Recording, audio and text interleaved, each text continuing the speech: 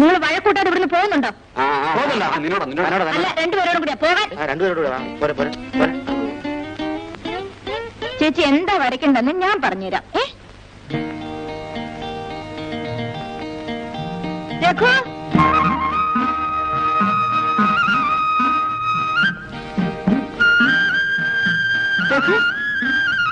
ഒന്നിവിടെ വന്ന് നിൽക്കും.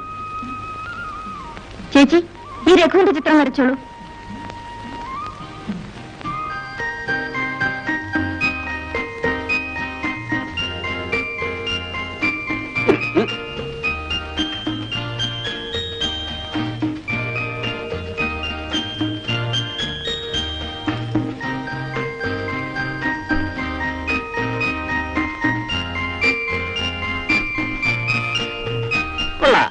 കൊച്ചമ്മേ, നമുക്ക് ഈ ചിത്രത്തിന് കുട്ടനാടിന്റെ സന്തതി എന്ന് പേരിടാം.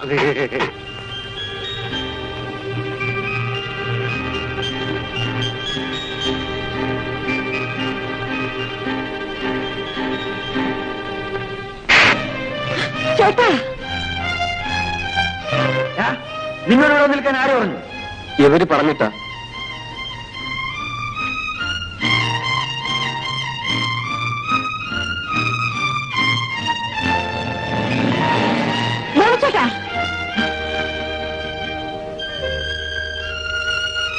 ഇതാരാണെന്ന് ഗോപിച്ചേട്ടൻ അറിയാമോ?